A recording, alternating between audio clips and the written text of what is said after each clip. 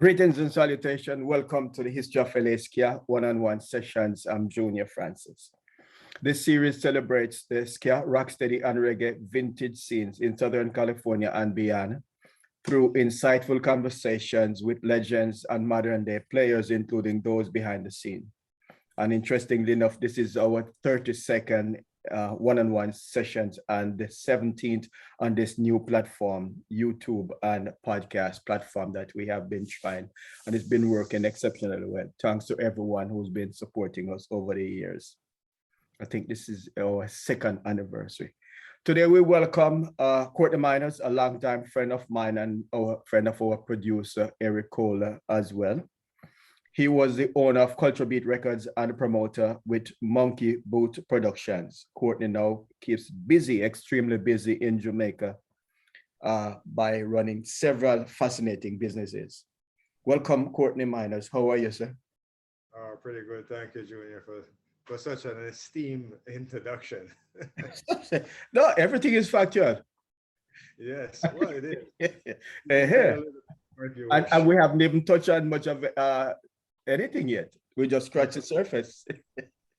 That's right. Yes, sir. So let's start by talking about what you've been doing since you went back to Jamaica. I think approximately somewhere in the early 2000s, right? 2001 to be exact. 2001. So from what you've told me before, you started doing distribution in Jamaica, working at Early Beat Record. They were based out here in Los Angeles. Then you started your adventure tour, and you moved on to Kingsworth Bed and Breakfast. What else, sir? You wear so many hats and doing so many things. That's something typical of some Jamaicans. Well, actually, when I first came back to Jamaica in 2001, I became a missionary. So I decided that after all these years, I would decide to give back to the world, if you may. And I was a volunteer at a mission for about 4 years, helping marginalized kids in Kingston. Particularly, I was teaching homework class. So this mission catered for marginalized kids, and yeah, it was quite an experience. I learned a lot from that experience and probably gained a whole lot from it. Then in my spare time, I was doing record distribution. Well, I was basically buying and selling records because this was something that I always loved doing, collecting vinyls and just looking at vinyls and, and of course, selling them. So I went around Kingston and bought and sold records during my spare time. And like you said, I was a buyer for Ernie B Records when, in their big times when they were about. Yeah, but that's basically what I was doing. So I dealt particularly with what was called hard accounts. That actually, I think Ernie gave the term. But basically what it means is that some records were not in circulation. So my job, and I took it very, very seriously, was to find the producers, remake the stampas, and of course take them to the press and make them available for sale, particularly overseas. You name it, with the exception of Coxon. I worked extensively with Joe Gibbs and Stryker and Bunny Lee for the record, right? Thompson Sound. Lynn Ball. Gosh, there's so many of them that I had to, find these producers, and some of them probably only had 2 or 3 titles that were prominent, but nevertheless very important. And people who collected records were looking for the titles, so we made them available as repress on Ernie B. And that was quite an exciting venture, to say the least. I can imagine. Yeah, I was very eager. Every day I get up, man, it's like I have to go find some, and a lot of them are pretty easy to find because they hang out at Tough Gong Records on Marcus Garvey Drive. So when you go down there, 3 or 4 guys, once they know you buy records, they come up to you and say, me, man, me produce this and me produce. And I was listening to something the other day, and a guy was talking about something what podcast or something what do you mean? No, just on the radio. It was on Jamaica local, and they were talking about how many artists and producers are in Jamaica, that you could find so many, especially if you hang around the radio station or something like that. As you pull up, there's 3 or 4 guys coming to you. Yeah, man, I me so and so, me sing this, or I me do this, or I want you to check out this, bad tune, man, a tune. Back then or right now? Yeah, right now. Right now, yeah. Because a lot of people in Jamaica have studios in their room or their home, whatever. They can just open their computer and they have a studio and then can record and whatnot. So, that helped the populate the whole industry, because you have so many producers now and you have so many entertainers. I think the guy says something like 3 out of 5 man on the corner is either an artist or a producer. So, if you're looking for artists, you'll find a bag of them in Jamaica. Them all over the place.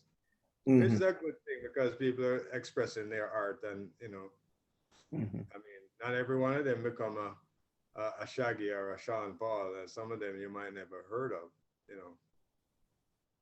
Yeah, but that's basically what I've been doing. Right. So interesting enough. So, but let's take you back to your youthful days in Jamaica. Where exactly you grew up? Because I know you weren't born under the clock. No, certainly not. And probably good that I didn't. But I was born in a small district called Floyd's Lodge in Westmoreland. And the closest major town to it would be Seaford Town. And for some of you who might know Jamaican history, Seaford Town is nicknamed Germantown. And that's where the British settled the Germans in 1837.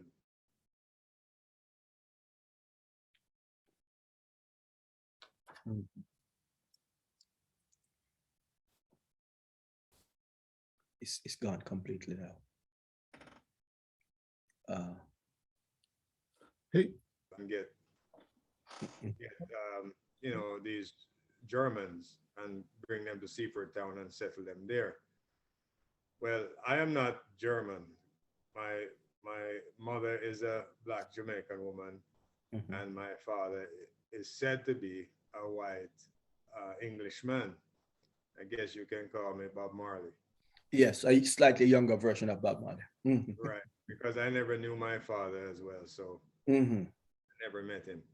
Yeah, so I grew up in this small district, probably at the time,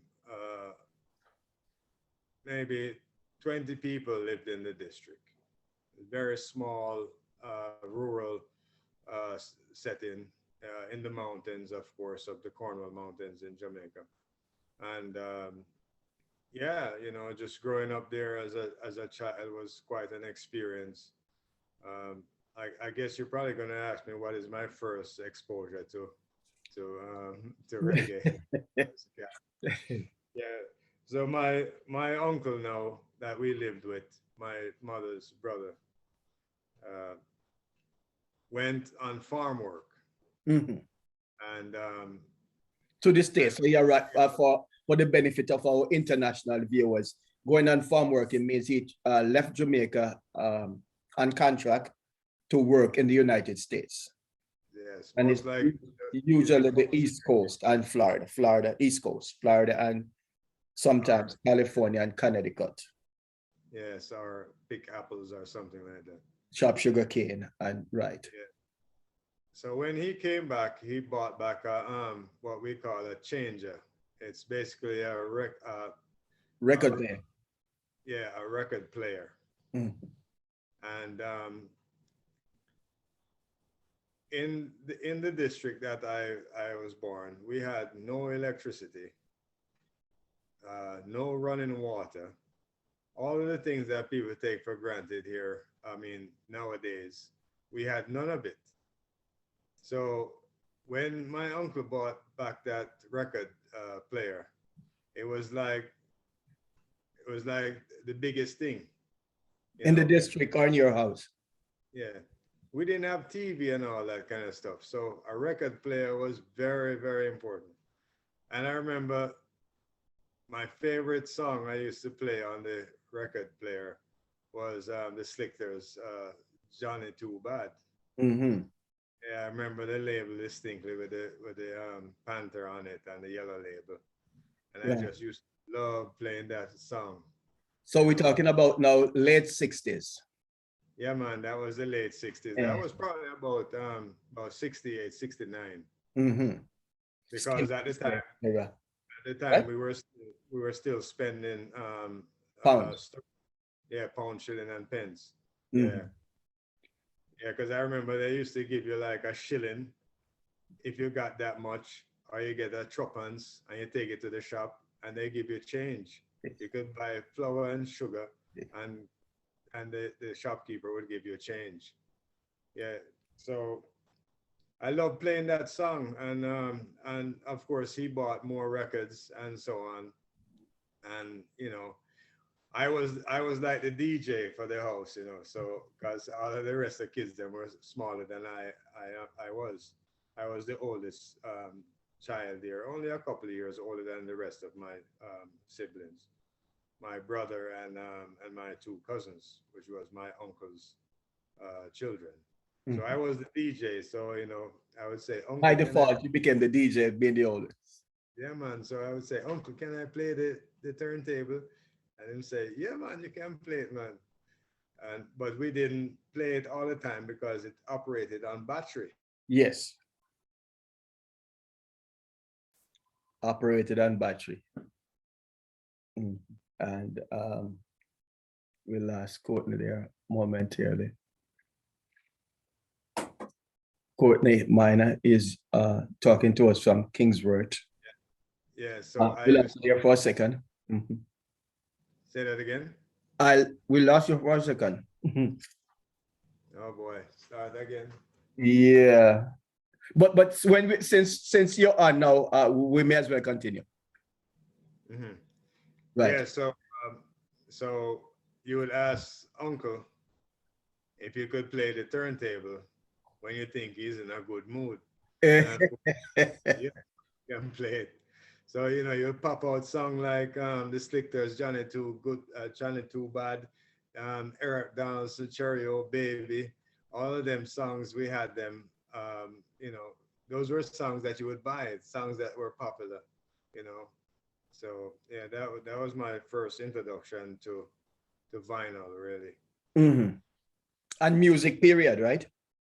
Yeah, and music period, because we so didn't you have missed the entire ska and rocksteady era. Yes, I basically missed it because we had no, living in those hills, we had no, like I said, no electricity, no TV, nothing, no radio. You know, we just were ordinary people. These were things that we never had, and we didn't miss them. It's not like we knew that they existed, and you're like, oh, would I like to have a radio or whatever? You're just living your life, you know. Mm-hmm. So what happened when you started hearing ska and rocksteady, when that new world opened up to you? Your reaction? Okay, that new world opened up to me in about 1974. It could have been 72, between 72 and 74, when my mother moved me from my uncle to board in Kingston. Mm-hmm. Yes. And when I came to Kingston, they used to say, when you're in the country, them say, when you go to town, you can see moon pan tick. That means it's light, electricity. Yeah, that means the light on the Traffic light. light. Of course, I was already preempt to that. So I didn't think there was moon on the stick. So anyway, when I came to Kingston, all of this opened up. TV, the home that I was in had a TV. Of course, TV signed on at a certain time during the day and it signed off at a certain time at night. But you had radio, which was, very important, and you could listen to radio. One of my favorite radio personality was Don Toppin. So I used to like his voice. And then later on, I think it was Mikey Dread at the control. Mm-hmm. He had a program as well. And so I could hear the music now, and listening to the music, I started to get an interest in actually owning my own vinyls. And what made that even more so was when I got transferred from the first Catholic school that I was attending, St. Benedict, to St. Anne's in Hannahtown. That's just right behind Orange Street, behind the public hospital. So imagine now, the bus lets me off at North Parade, right in front of Randy's, Joe Gibbs, and I forgot who else. But I used to go there every evening before I get back on the bus, even if I couldn't buy any records. Yes. But I would listen to records and I would say, boy, I want to buy that one. And sometimes I'll write it down, and say, well, when I get money, I'm going to buy this record or buy that record. And that's how I started buying vinyl, was at Joe Gibbs and Randy's, my first. I didn't venture up Orange Street or any of the other streets because conveniently, Joe Gibbs and Randy's were right in front of the bus station that I took, that I would get on. Yeah, and in those days you had to get home on time. You couldn't spend, because you were living in a guardian home. I see.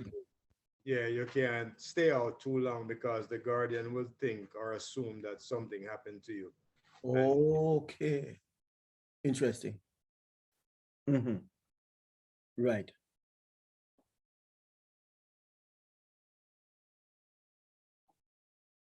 I suppose the audio going in and out. I can actually, it's dropping, going in and out. Yeah, go ahead. I think I missed you said your guardians would become concerned if you didn't arrive home at a specific time. Yeah, so in those days, you couldn't spend too much time at the record shop.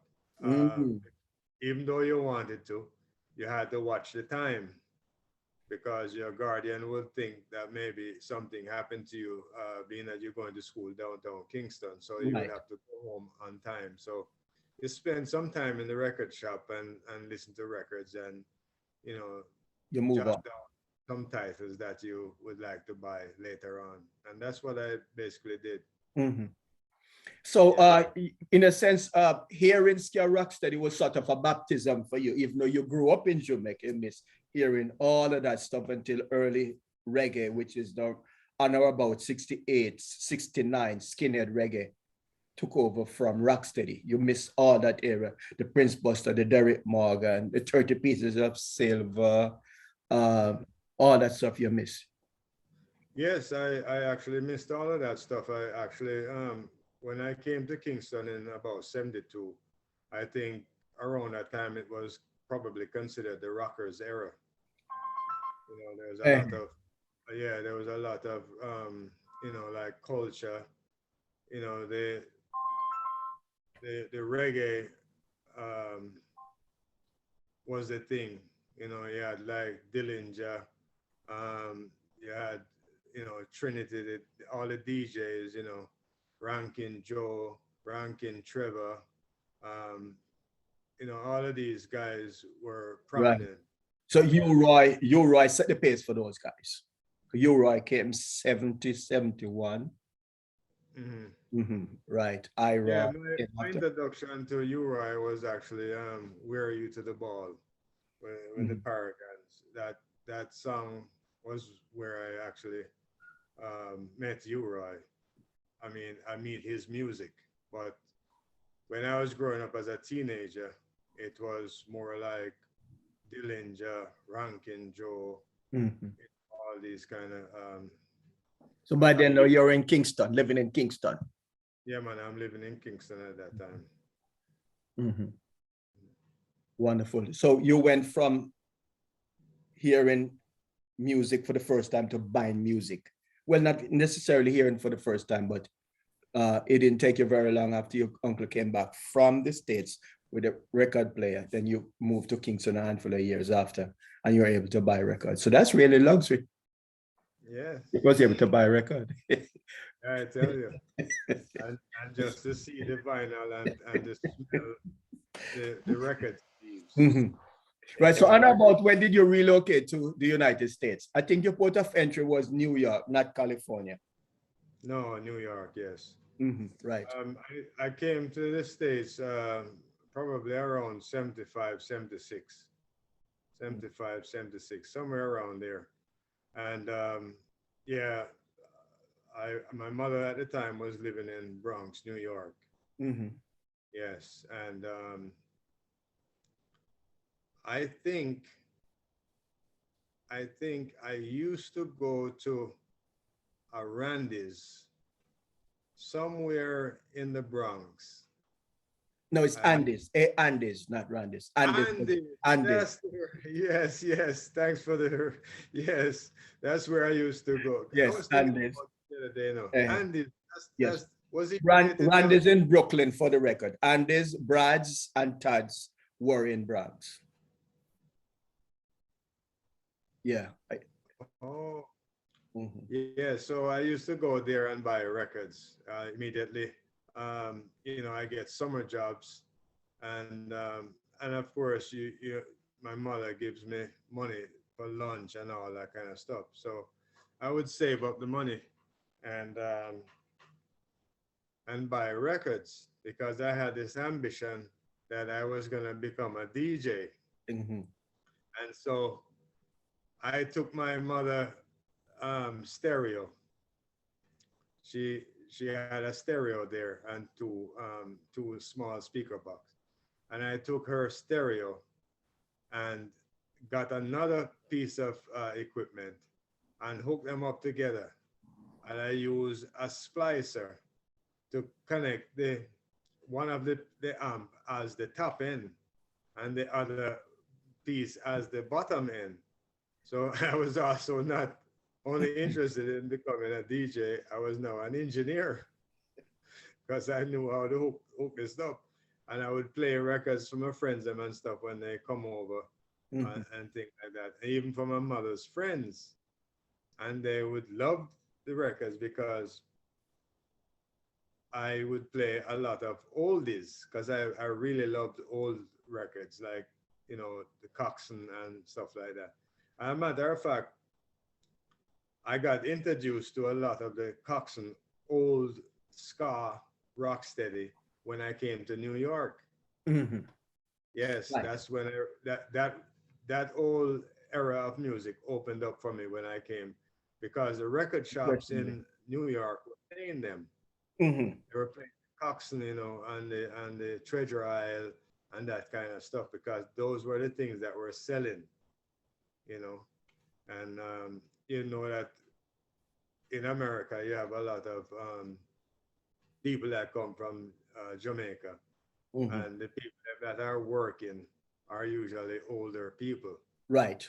They go and buy records from the Right. record shops because they want to reminisce about, you know, Yes. Jamaica and stuff like that. Mhm. So the record shops were just selling a lot of the Cox and stuff and a lot of the the Treasure Isle and all that kind of stuff, and Studio One. And I used to eat it up. I used to buy a lot.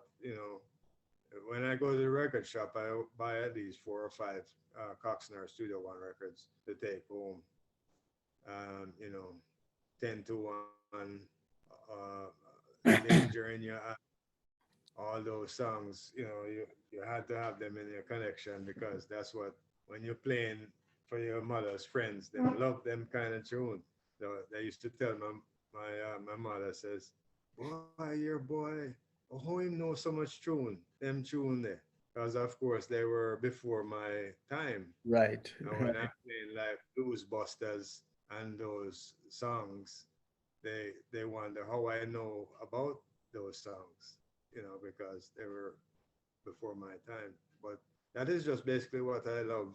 I love to listen to, and that was my introduction to the ska and rocksteady era when I came to New York. So you had a name for your sound system in New York? Yeah, man, I had a name for it. I call my sound system Dub Symphony. And there's a reason why. But that's I really call it mid 70s now. Mid 70s when dub. Mid 70s. Yeah, yeah, that's about 77. Mm-hmm. I love the flip side of the record, the version. Right. We call it version, but we used to original name was version before dub. In the invention of dub or evolution of dub. Not just for the instrumental, but because you can talk over it, you can say, and I used to pretend I was a DJ too.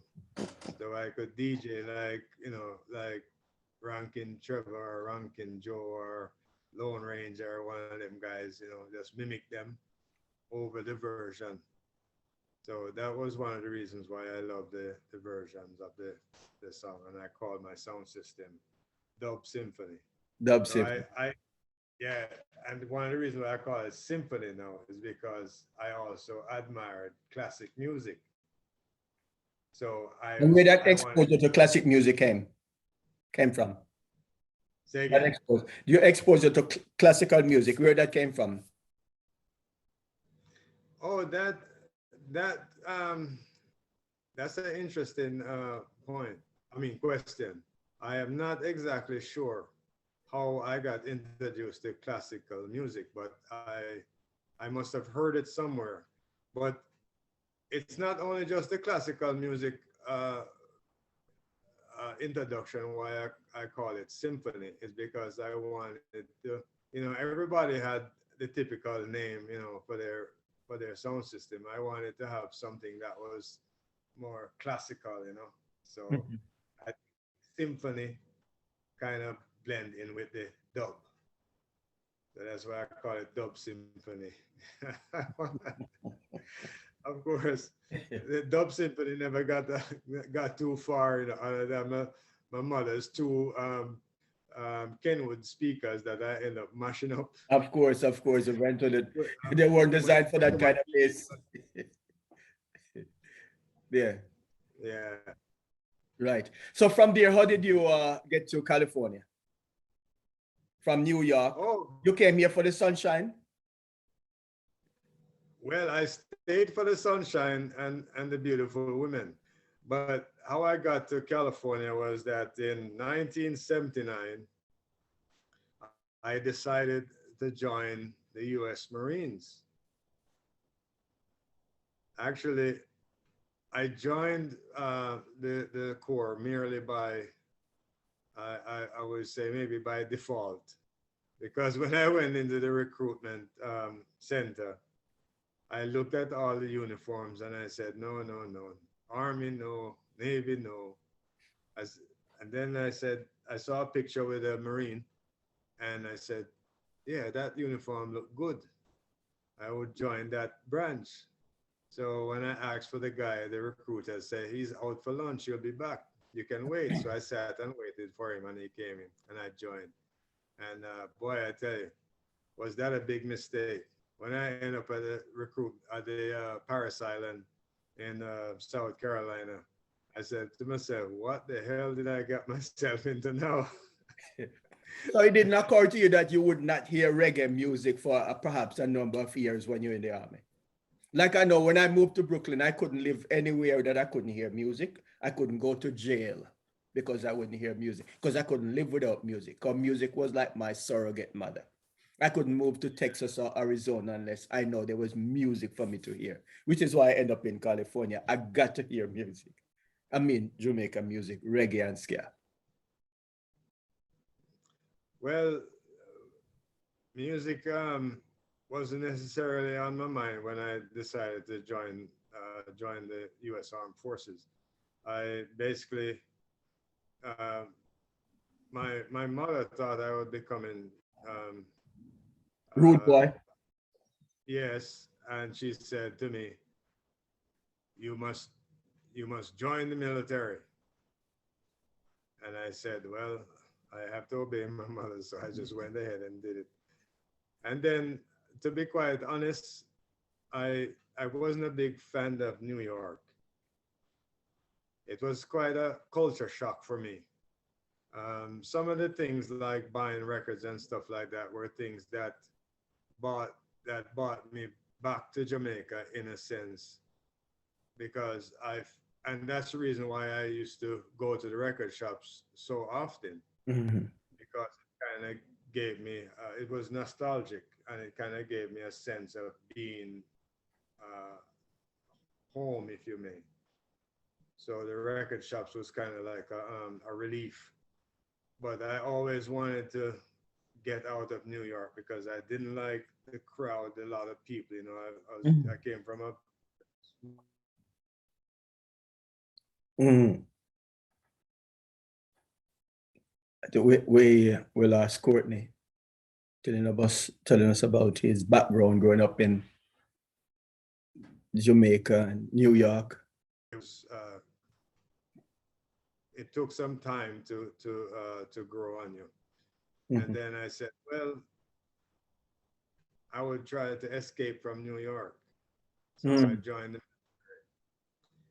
and because I know in the military they say you would go and see places and all this kind of stuff. So talk about music now. When I joined when I went on my first deployment in 1979, it took me to Japan. 79. Yes, Mm-hmm. 79. It took me to Japan. There was a small island called Okinawa, Yeah, I've heard of it. and Okinawa is the stark resemblance of Jamaica. Give me examples. Okay. In what Oh sense? yes, and even Wow.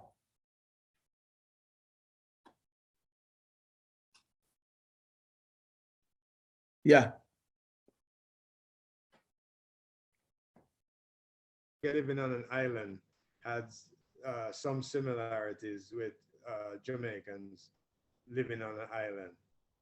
And oh yes, so I used to love going to the beach in Okinawa, Mm-hmm. just going to relax on the beach. They had coconut trees and all this kind of stuff. So, you know, but even more so, I found um, shops that sold reggae on Yes. cassette tapes. So in a They sense, had you were really home.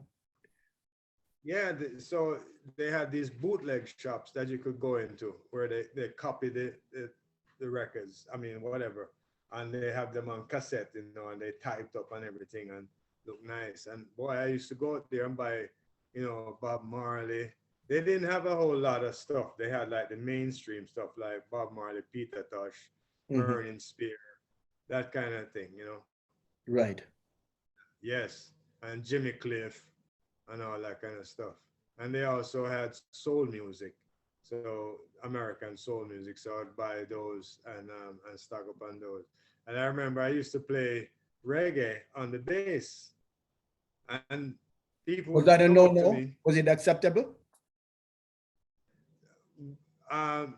In some ways, it was. Some people would come up to me and says, "Miners," they call you by your last name. "What the hell are you playing?" And I said, "That is reggae, man, from my country." And I said, reggae? What is that? I said, it's the music of Jamaica. And they're like, and then some of them would really, like it. Yeah. In those days, people didn't know Bob Marley and all that kind of No, stuff. I mean, yeah. too early. And when I started playing Bob Marley, they asked me, and of course, some of them didn't like it. So they would say, hey, Miners, turn off that BS you have on your thing. So, but I would still play, I'd probably turn it down, but, I would play reggae. And I'm quite sure you got yeah, couple then, converts, right? You were able to convert a couple yeah, of people. I got another convert. People, Because and the they offbeat forces you to dance. yeah, and then they start borrowing my cassettes and not returning them. Oh, that's that that they start to adapt to it. They go, hey, where's my Bob Marley tape? Oh, I'm gonna give it back to you, Miners. Sounds pretty good, man. Sounds pretty good. I like it. Yeah. So that was my thing when I was in Japan. right. So were you stationed there for years or just temporarily? No, I was temporarily stationed there for 1 year. Mm-hmm. Yeah. Right. Yeah. Mm-hmm. So from there you came back to the States? Yeah, so after that, I came back to California. That's where I was stationed at Camp Pendleton. Oh, And, okay. So Mm-hmm. after I got out of the military, I was honorably discharged from the Corps. I decided to stay in California. I remember I went to LA. Well, I had a friend. I had a Jamaican friend that I met when we had went on this adventure to climb Mount Fuji. And I heard this man with a deep accent. And I said, wait, it sounds like a Jamaican man. So I said to him, Wham, you're Jamaican? And he looked at me because, I'm fair-skinned and everything. So he Right. said, yeah, man, you're Jamaican too? I said, yes, man, Jamaican. And we made a bond since then. We're still friends. Matter of fact, I was his best man at his wedding. And yeah, Green and I made good friends. I'm in conversation with Courtney Minors, from Kingsworth Bed and Breakfast in Kingston, Jamaica. We're having some technical difficulties. He was in Jamaica. So one weekend, we had 72 hours. Mm. We'll ask Courtney Gare again. Unfortunately, and off we went to go see Dennis Brown and Lloyd Emmons and all these people. No, sorry, it wasn't Dennis Brown. It was Sugar Minot. that was in Los Angeles now. Yeah, it was Sugar Minot. Yeah, not Dennis Brown. Dennis Brown was later. So you left from the base to concert in Los Angeles, which is, I think the base is relatively close to San Diego. Mm-hmm.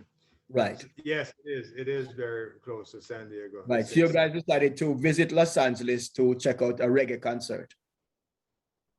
Yeah. So was that your first live? Was that your first scene attending a live concert? Yes, that was my first live concert. I thought so. Yeah, that was my first live concert. Yeah. I think, period. I think this was my concert, not in Jamaica.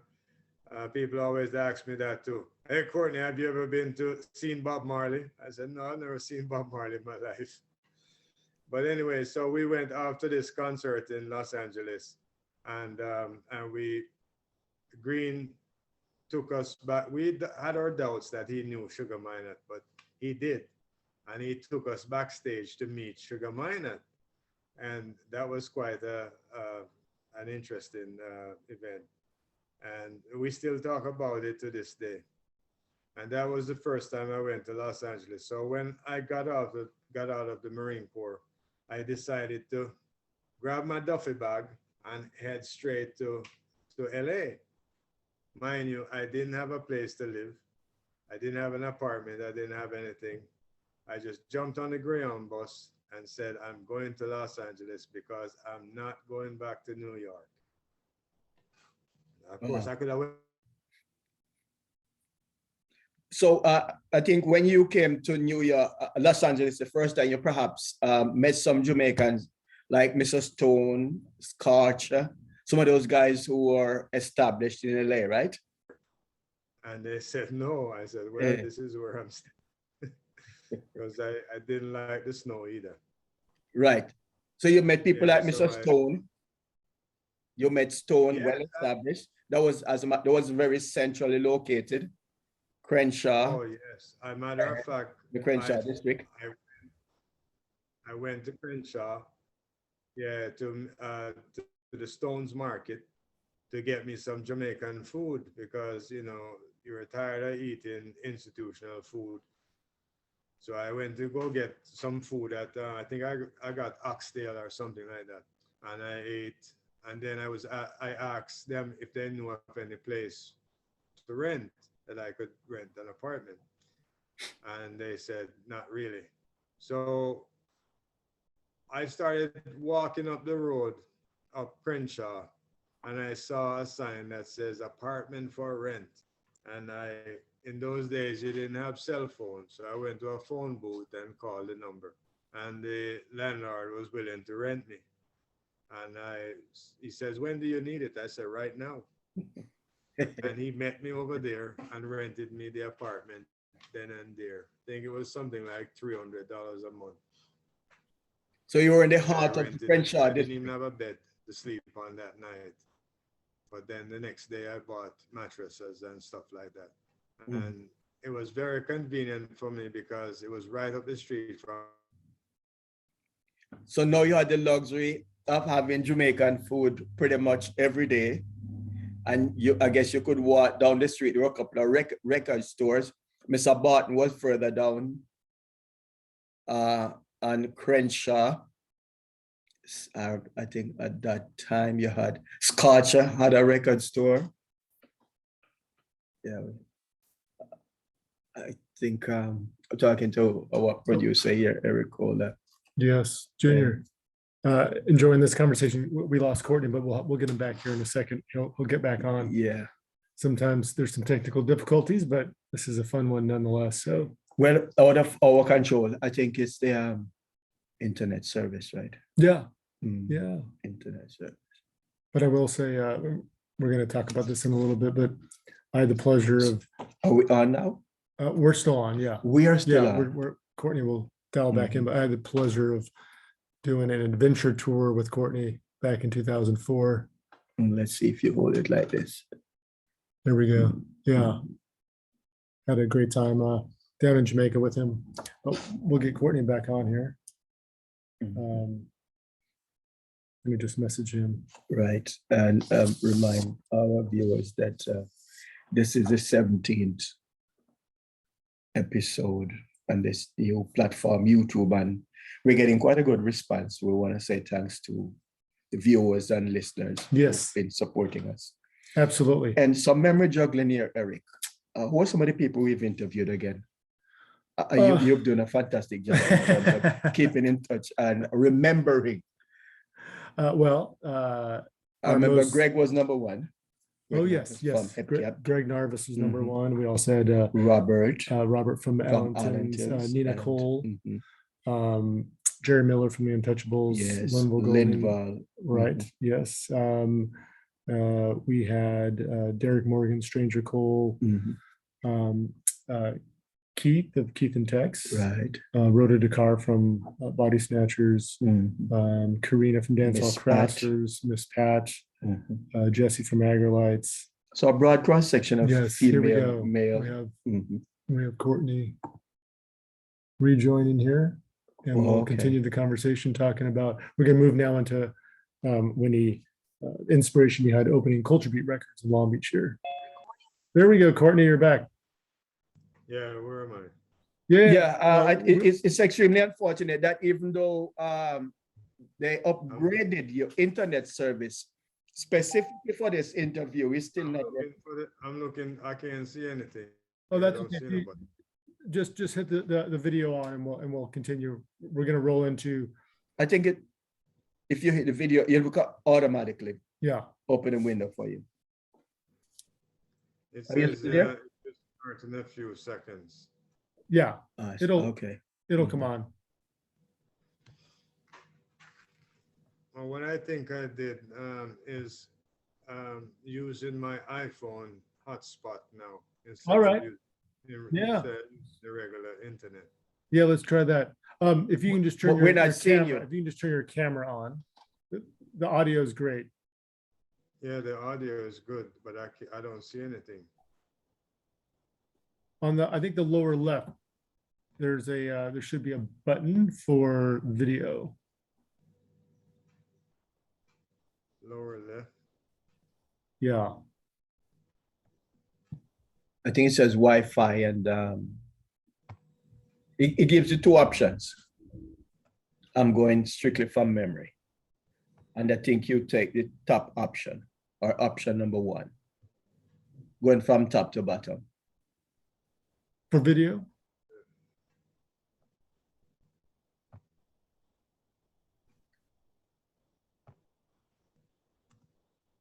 Let's see. Oh, we can hear you fiddling with the knob, as the DJ would say. Courtney? Very good. Hold on. Oh, Yeah, Here we go. all right. see. You should be in now. This meeting is being recorded. Still can't see him. Let's see. Oh, much better. It look better now.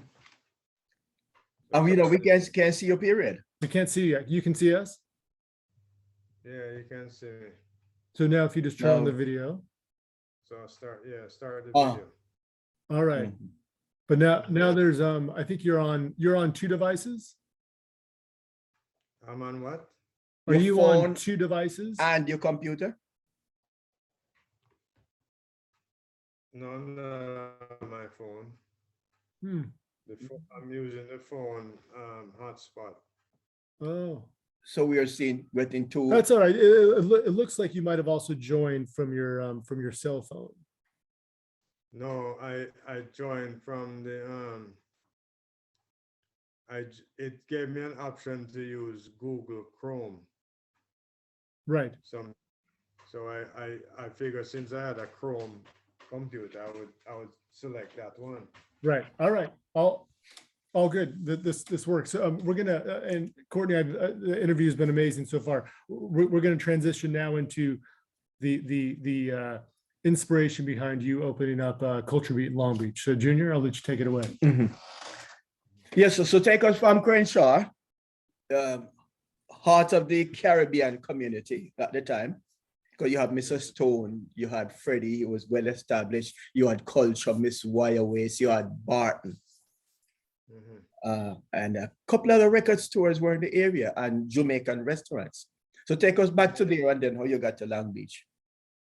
Okay, well, you felt quite at home because you had the community support, and you feel like as if you were home away from home, because you have the Jamaican food and you have Jamaican music, and of course there were sound systems like Whirlwind and Ron Miller and all these guys,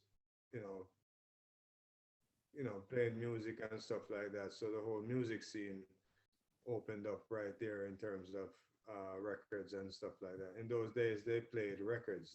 They didn't have CDs and stuff like that.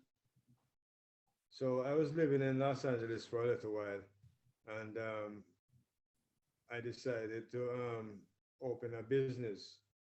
And there was this guy named Landu that had a rehearsal studio over on Adams Avenue, I think it was. But he had lost his location.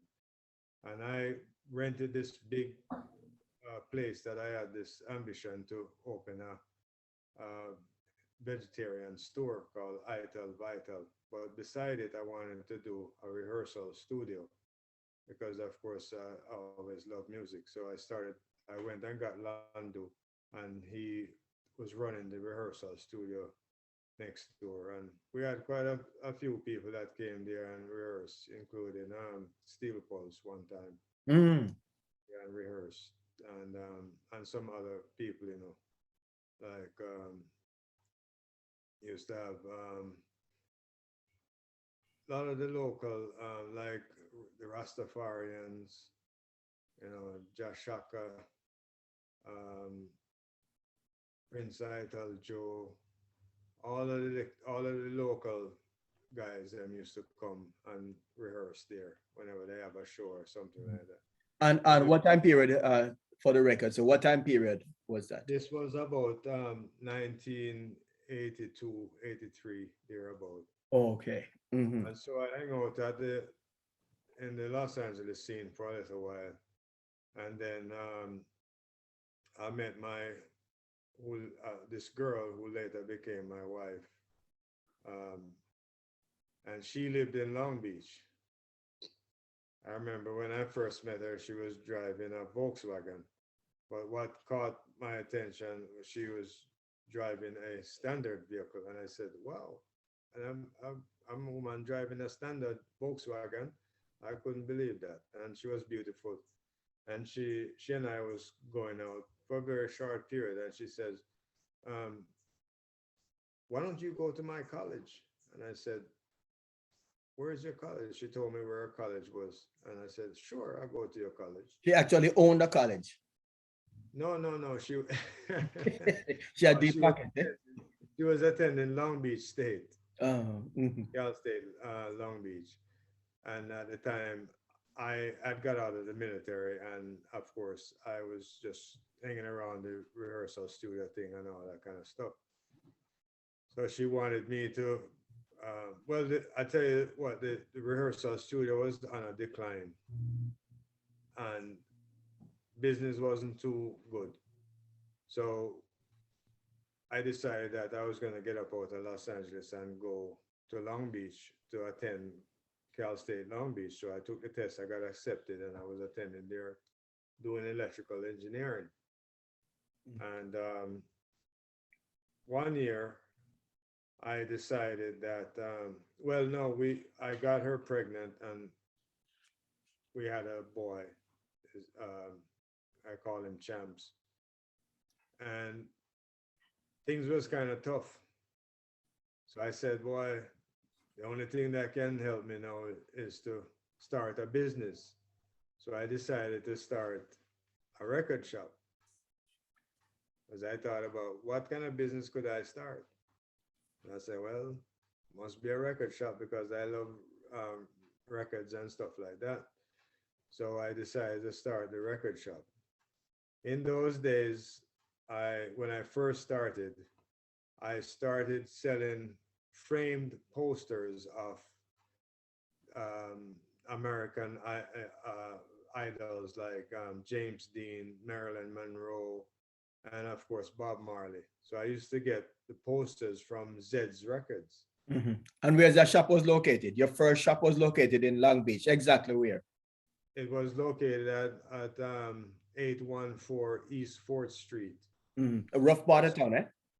Yeah, the 4th and Alamitos. Yes, so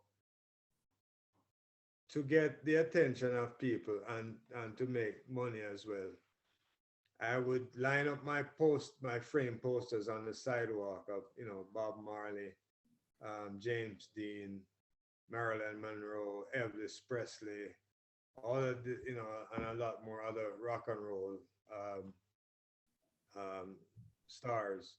And people would stop and buy the frame posters. And in a way, I got them into the store to look at other things. Of course, I had reggae records in the store. And a lot of them weren't interested in the reggae records. But as time went on, people started to gravitate towards the store and it became a big, popular place to hang out. and and buy records, of course, and more. You go to the concerts at Dominguez Hill and all of these places, and you give out flyers and cards, and you get a lot of support from the local reggae scene, and people started to come into the shop. We sold T-shirts and all this kind of stuff that were reggae related, and that really caught on because you specialize in one particular thing, and when you're good at it, people used to send. I mean, the guys who were reggae reps at Music Warehouse and Music Plus and all those places would send, and even Zed's Records would send customers to us because we specialize in reggae, and I would get everything from A to Z, and of course the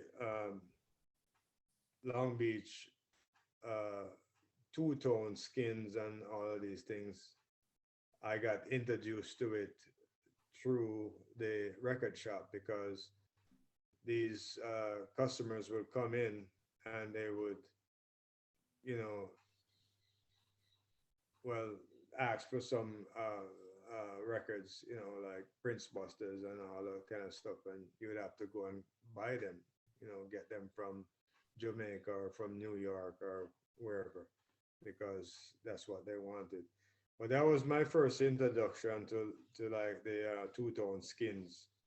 Mhm. So I was learning as well, being a merchant in the store. A lot of people would come in and tell me things about, the two-tone scene. And, in those days you had all these different bands that used to play at the country club and some other venues in Los Angeles. So sometimes I would be invited there and I would go there, and some of the promoters from up those shows would ask me if I would host in-store at Mhm. my shop. So I would gladly Right. accept. Yeah, you have like the Mighty Boss Stones and these other groups would come to sign records and stuff like that at the shop, and that was really my introduction to Mhm. the two-tone movement. How about Sublime? I know they're from Long Beach and they were around at that time. You Yeah, met man. those guys? I met Sublime later on when I moved to 7th Street. Mhm.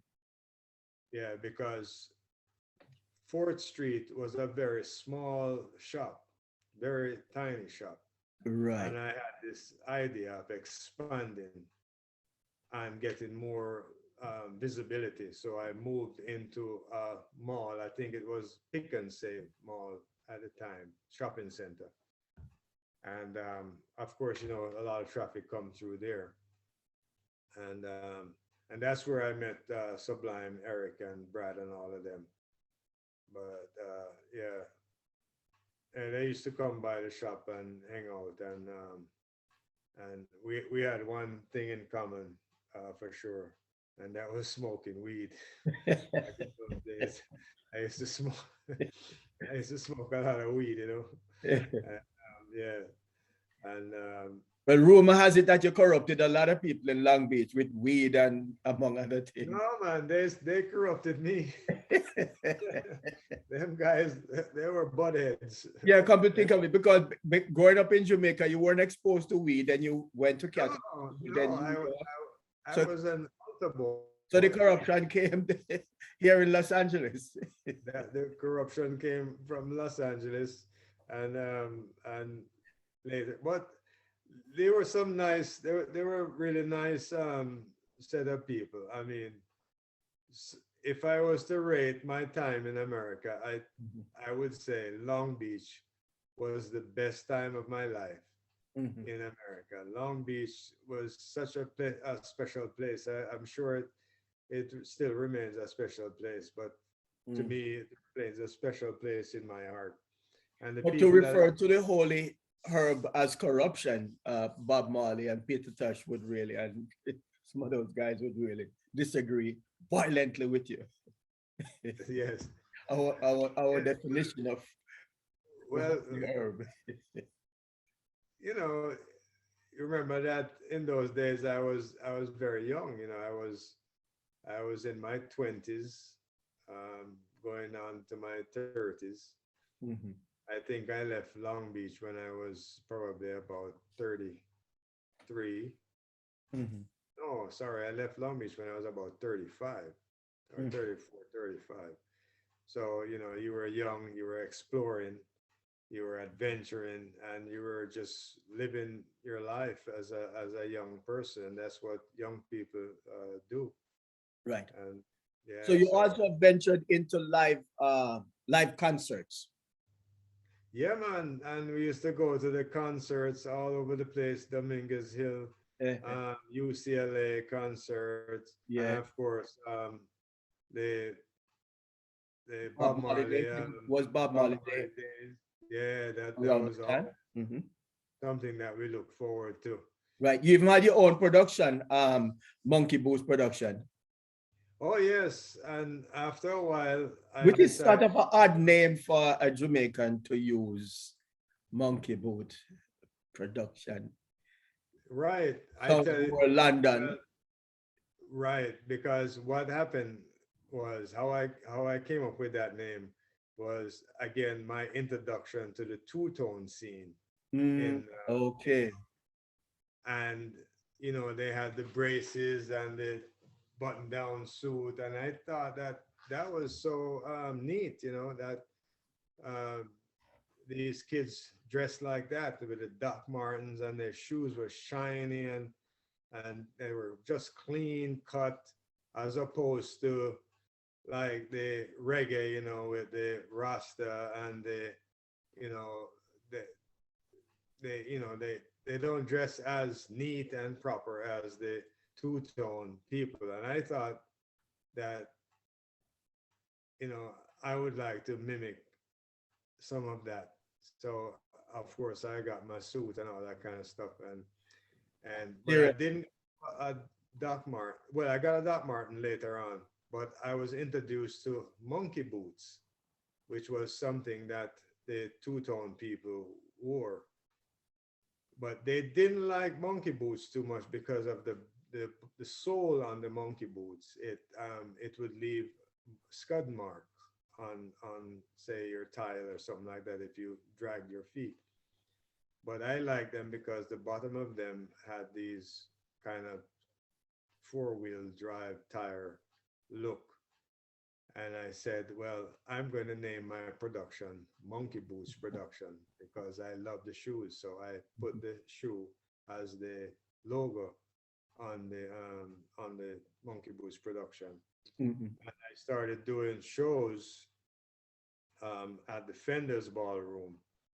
Um, you know, And your and first concert at Defenders, yeah, my first concert actually on or was about when that came about? Your first. I would say probably about 93, thereabout. I could have been 92, 92, 93.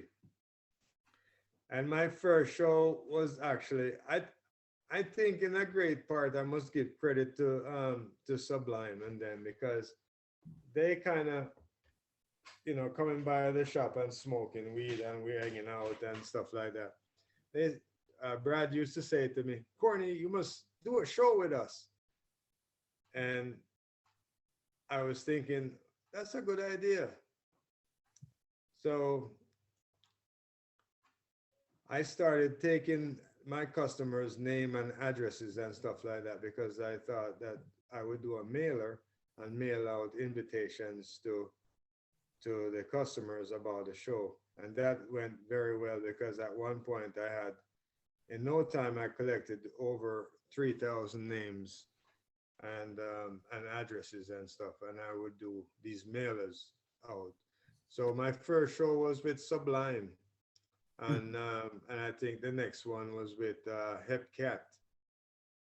And yeah, because I got, I had this idea that I was gonna start big, but Start what? I was gonna start big. Oh, okay.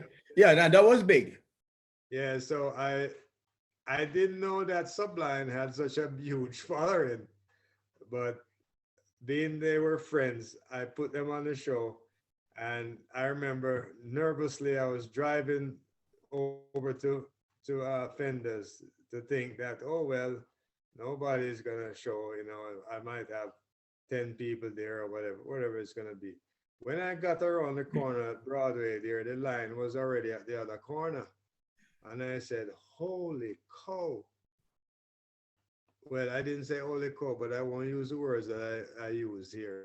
So you don't use, so you use, when you curse, you use Jamaican word like blood clot, ras clot, or American word. I'm glad Junior said that, not me. Yes, when I come No, on it's becoming acceptable now. A lot of Americans are accepting those words. yeah, I You even know, seen seen as curse word. blood clot one day. But anyway, I come around the corner and I see the line stretch all the way around the corner. I said, Rascal, look at this man. Man, what is going on? I said, man, so I drive up to the thing now, and boy, I feel proud now, because I said, what, it is a show sellout. So I come out, I went into the venue, and the place packed already. The place was already packed inside. Courtney has arrived as a promoter. Yes, and I am the promoter, right? So I walk into the place and the place is already packed. Inside, the ballroom is packed, and outside the line gone around the corner. I said, man, finally, I hit something. Yes. And who are the artists for the records? Hepcat, Sublime.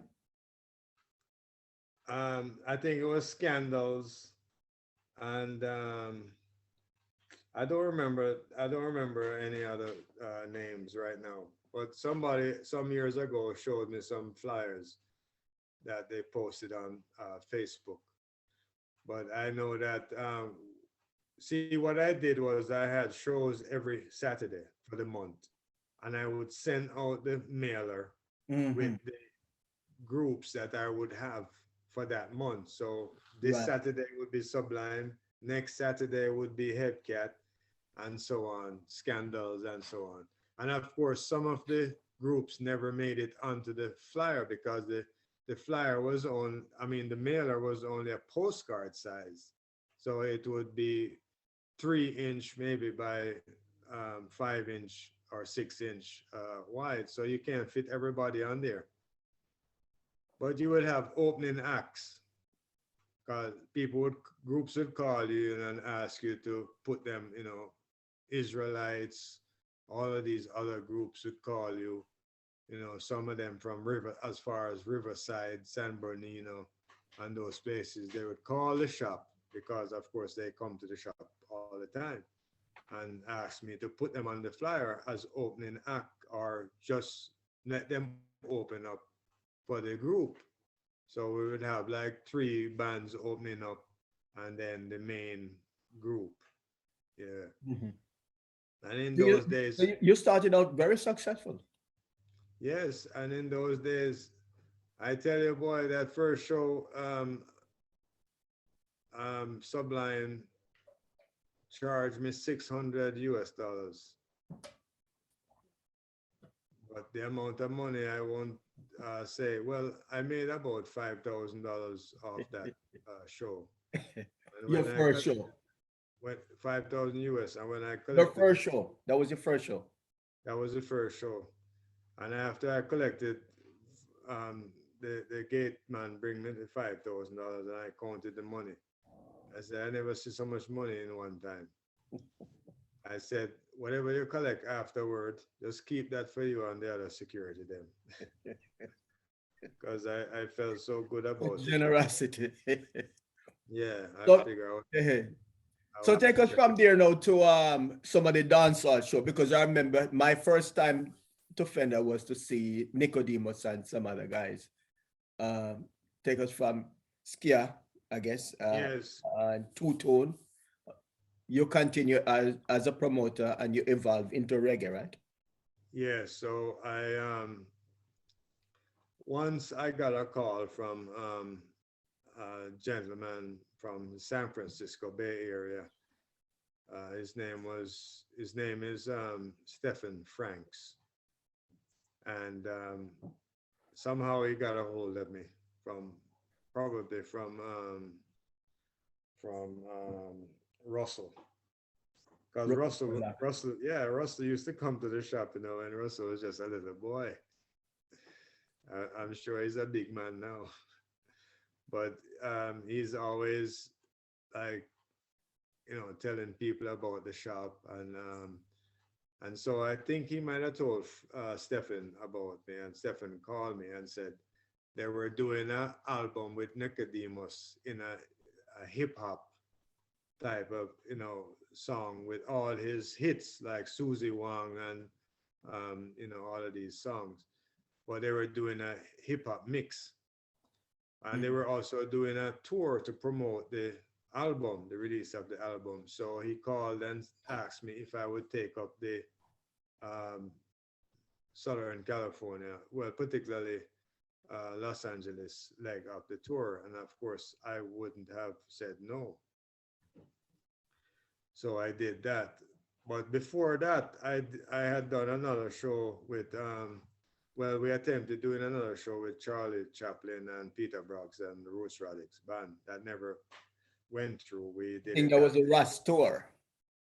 Yeah, that band didn't, I'm sorry, that concert didn't make it because we did it at the Egyptian ballroom, and the electricity there wasn't good. I think Roberto from K-Rock at the time was the MC there, was supposed to be the MC there, and then well, I remember Robert calling me and said he's on his way. I said, don't bother. He says, why? I said, because the show not going on. We canceled the show because the electricity in the building is no good. And Robert, with his wisdom, says, but you should have called me and tell me. We could have rented a generator. And that never dawned on me that, you know, because I was so new in promotions or concerts, I didn't know anything about renting a generator, and the show could have gone on. So anyway, we come back to the Nicodemus and Daddy Freddie and all those guys at the Fender's Ballroom now. I decided to do reggae. Well, the reggae never caught on very well for me. I lost my tail on it, and I said, boy, I would never do reggae again. So I'm just going to stick to the ska and the two-tone thing. Of course, I never did neither of them after that. So tell us about your move. You moved from 4th Street to 4th Street to 7th Street. 7th Street, yeah. I moved from much bigger place. Yes, I moved from 4th Street now, and then I went to 7th Street. And again, that's where I met people like Sublime and all these other people. And we used to go to Golden Sales and all of that for concerts there, shows there. Guy used to do a reggae boat ride from there. Yeah. And it was quite an interesting venue. I tell you, one time they were having toots at Golden Sales, and me and my friend Ross Dave, was sitting out in the lounge area, and we were just sitting there waiting to go inside. Lo and behold, Toots comes up, pull out a seat, and sit down beside us and start talking to us as if we had known him from somewhere. That's the kind of guy he is. Yeah, so we were sitting there talking to Toots, totally taken back. So when he got up, he says, "Me have to go work now, so me talk to him later, all right?" And then walk off. So I look at Dave. I said, Dave, you know him? Dave said, no, I think you know him. I said, No, that's right. I said, it was, yeah. So that's how I met Good. Tut. Yeah. But the reggae scene in Long Beach started to pick up, Mhm. and you know, But Long Beach at that time was known as the, I suppose, a reggae city because of the Bob Marley Day, because Bob Marley Day was taking place at that time, to the best of my memory, if the 90s now. yes, Bob Marley Day was huge. So everyone knew Long Beach as a reggae town, so to speak, globally, not just here. right. And you had you know it was the perfect setting and backdrop for reggae, because you have the skaters, the surfers, you know, the potheads, the ganja people, them. So it was a perfect home for reggae. So Mhm. you know, I think that's one of the reasons why reggae thrived so much in Long Beach in those days, was because of those factors. Because you know, you had people who supported the scene, and you can, you know, bet if you did a show that you would have a good turnout. But people would come from as far as Orange County, you know, Riverside, San Bernardino, to attend shows in Long Beach, you know. Mhm. Yeah. So And also the fans came to your store, in, you know, Ska Rocksteady fans in particular, visited your store because it was so unique in Long Beach. yes, it was, and we saw. How did you get to Los Angeles now? Oh You yes. decided to expand? Mhm. Yeah. So then, after you know, I was doing so well at the Long Beach store, I decided that I should expand the store and go to Los Angeles, because at the time, Los Angeles was picking up in terms of sound system and dancehall. Dancehall was now starting to become prominent. Mhm. And as a business person, I'm thinking, um, you know, strategy. I want to I want to take advantage of a market. And so the idea was to open a store in Los Angeles, and that store would focus mainly on the dancehall music, dancehall scene, you know, for the, you know, supplying records to the sound systems, because they had many sound systems in Los Angeles now. You know, you had, I mean, Killer One, you had Studio First, you had Whirlwind, of course, you had Ron Miller, you had all of these places, and of course the clubs that were in Los Angeles, you know, needed records to play. They were actually playing real records in the shops, in the clubs. The Mhm. DJs were playing records. And so that was a market that I wanted to explore and take advantage of. So I opened up the Los Angeles store to meet that demand, because there was a demand. Mhm.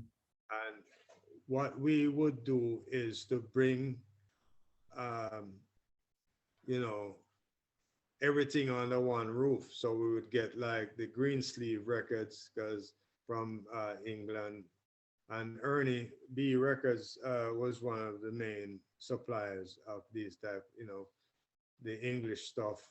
And then I would get records from Aquarius Records out of Miami. So I had the connections to bring the dancehall music into the marketplace through the second store in Los Angeles, and to meet the rising demand for dancehall vinyl. Mhm. And yes, and it was going very well, very well. Right. Well, you know, one important bit of information that we left out is the name Culture Beat, a unique spelling of Kulcha, Culture Beat Record. Was the name of both stores, or just the Los Angeles store? Well, let me go a little flashback. When I decided, well, when I was thinking of a name for this store, I thought of several names, but the reason I chose Culture Beat is because I thought about the Jamaican culture, and I said, well, I'm gonna sell the Jamaican culture, so I will put culture, and then the beat represented the music. So I put it together and call it Culture Beat. Now, after some years of having the name Culture Beat spelled, the normal way, I realized that there was a band named Culture Beat. So I said, holy cow, I didn't know that there was this band named Culture Beat. So I said, well, to spare any conflict, I'm going to put a spin on the spelling. So I spelled it Kulcha, but it's pronounced the same way, Culture Beat. And that's how the spelling changed, because I wanted to avoid, because remember now that I had two stores.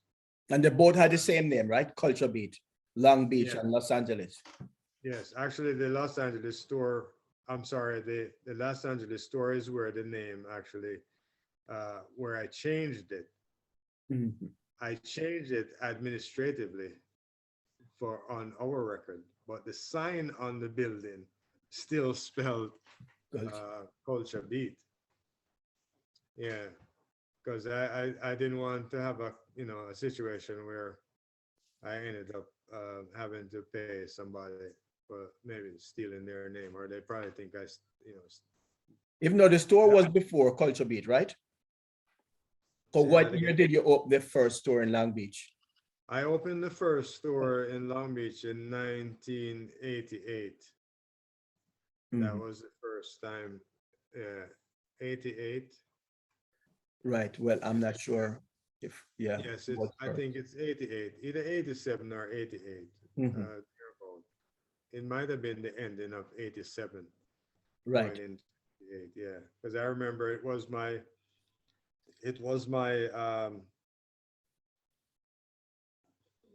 I think it was the final semester for that year. I decided to withdraw from Cal State Long Beach to focus mainly on the business. And I remember my girlfriend, later become my wife, she totally disagreed that I should not do that. She also disagreed that I should not use my financial aid and my financial grant to start the store. Is what, yeah. You mean the second store in Los Angeles? No, man, the first store. The first store. The first store, I used my financial aid from Cal State Long Beach and my financial grant. The financial grant, being serving in the U.S. Army. Was at no payback, but the financial aid I had to pay back. But I used both of them. I think it was something like $4,000 US to rent the place. I rented it for $300 a month. It was a fixer-upper. And having a little bit of building skills, I was able to fix it up myself and stock it up with some of the money. And then I was going to the school at the same time, but I would only open the store when I get out of class at 11 o'clock, my last class at 11 o'clock. But sometimes I have class in the evening, and that became a conflict. So I decided to withdraw from college and focus mostly on the store. Right. Yeah.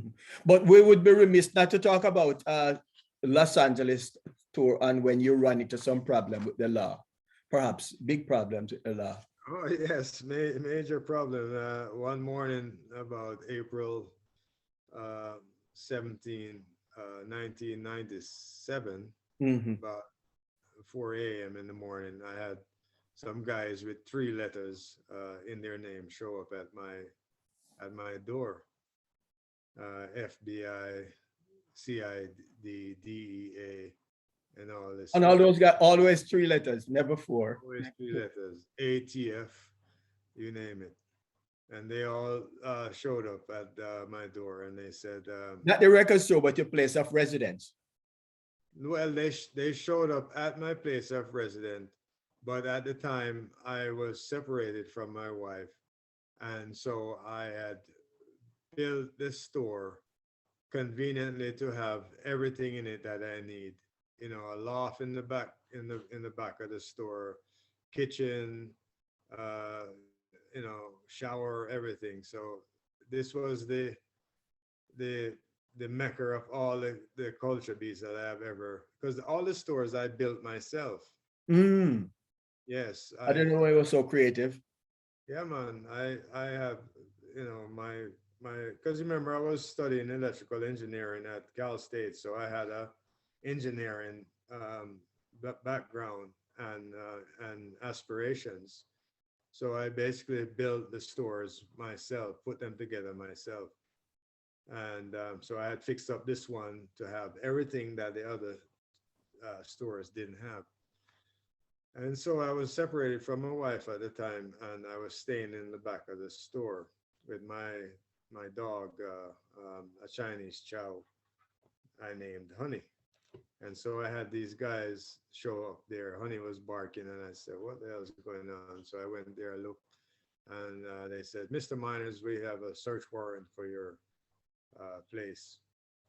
And so I figure, oh, they can search all they want. They won't even find a ganja seed in here, because I was a smooth operator. I thought I was.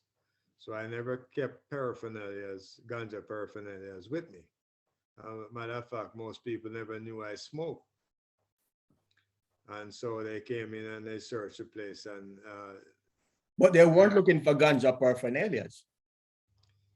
yeah, well, they were looking for it because one of the agents said to me, Mr. Miners, we know you are a big ganja dealer and you must have a stash in here. So you must tell us where it is and make life much easier.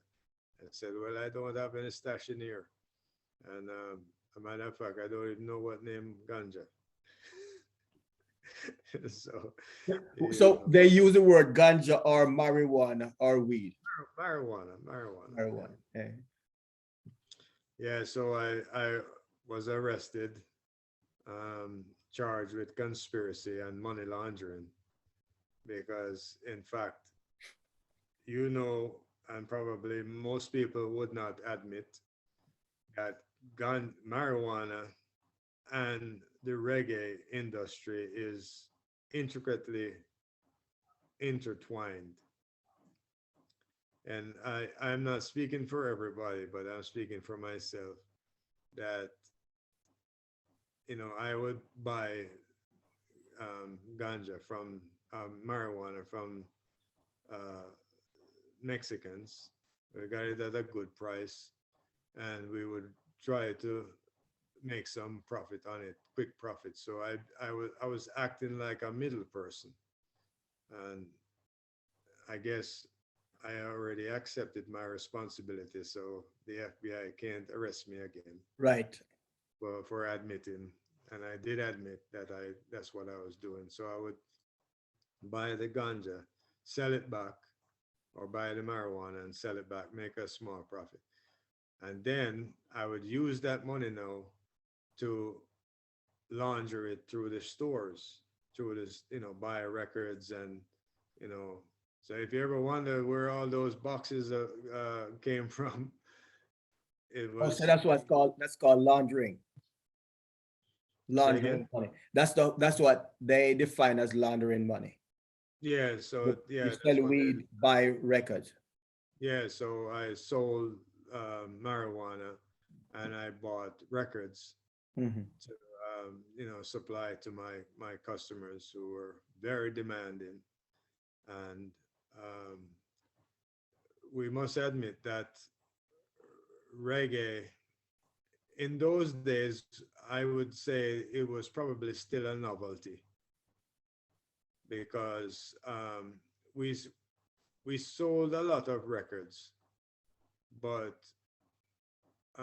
I wouldn't say that I made a lot of money from it. I did it because I loved doing it.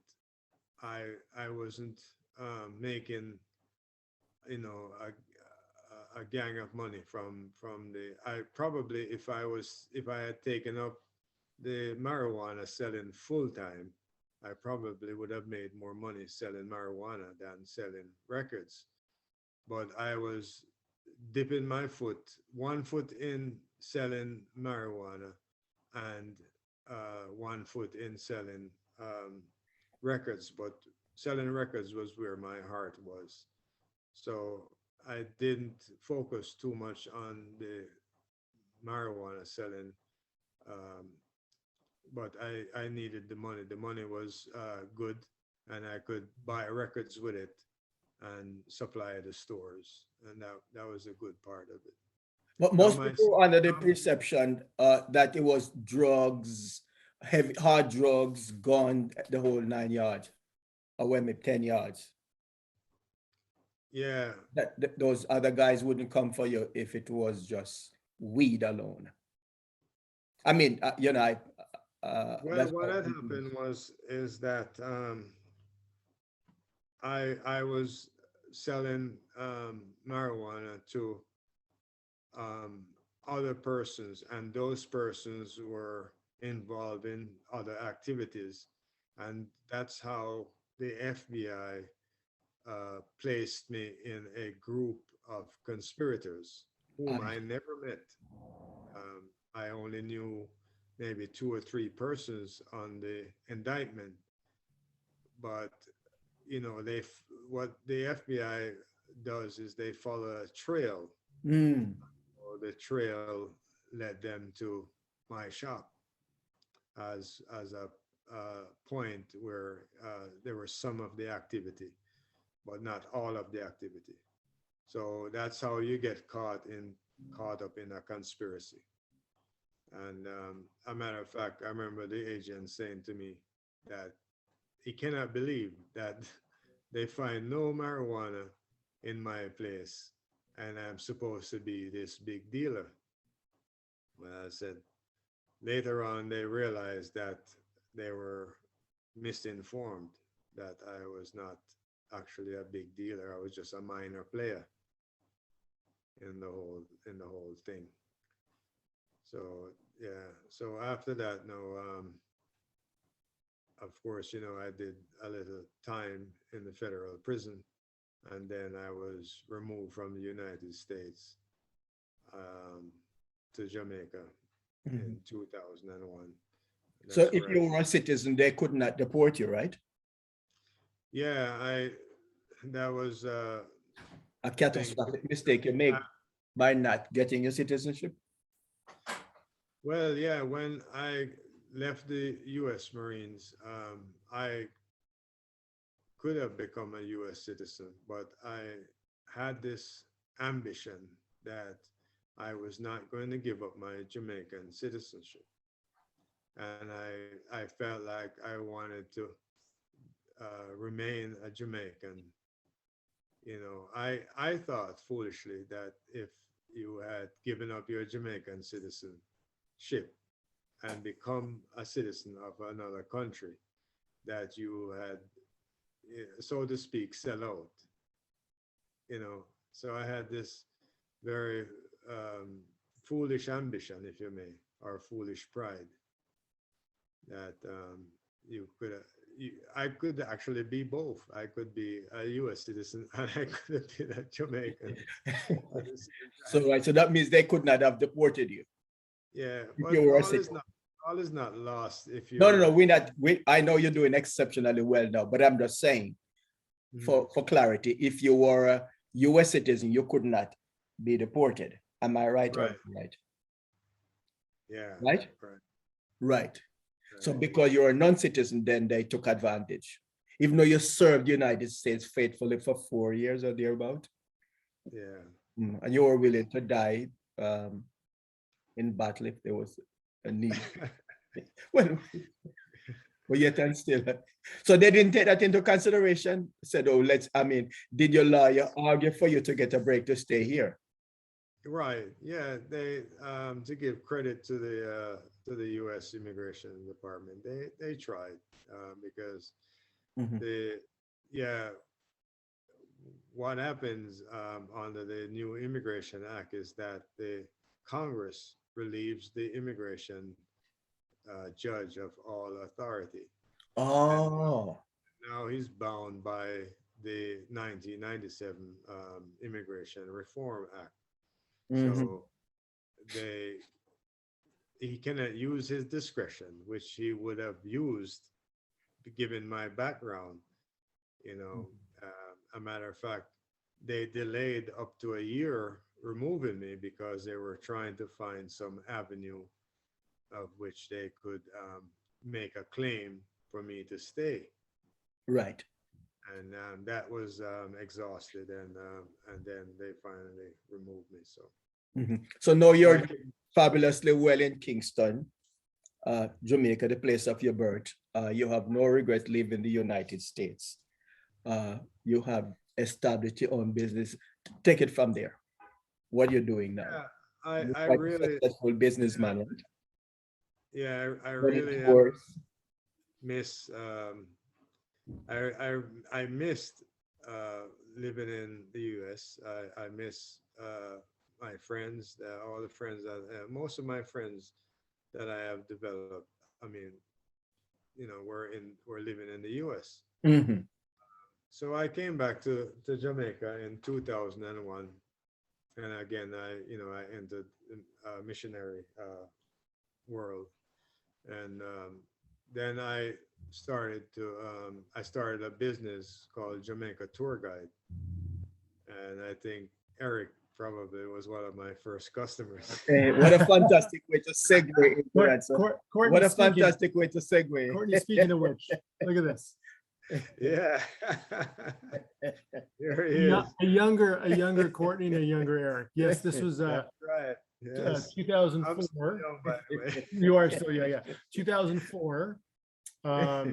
You picked me up and my girlfriend at the time. We went to we did a nice tour. I remember seeing Dun River Falls. Probably I was in the grill, and we spent the day together. And it was I hadn't seen you obviously since the LA Culture Beat, and I really enjoyed that. And this interview has been so fascinating. Courtney, I have to tell you, we've talked about this, but when Ireno, my old friend and business partner for Reggae Nucleus magazine, when he and I first started the magazine back in '94, shortly after that is when we went to your shop for the first time. You gave us, and I can't remember specifically, but you really gave us some great advice from a business standpoint, and introduced us to different folks that were also in the store, because both your locations, Long Beach and LA, as you know, I saw Junor there, and Russell, and I know guys from Hepcat, and just so many people from the scene. DJs would come there, buy your music, but also just hang out, right, and talk and hear stories. And so it was just such a great time. And the Long Beach location, I'm a graduate of Cal State Long Beach, so we share in some of that. Yes, 49ers. But just a few follow-up questions. So you talked about discovering ska, two-tone ska, and two-tone and skinhead culture.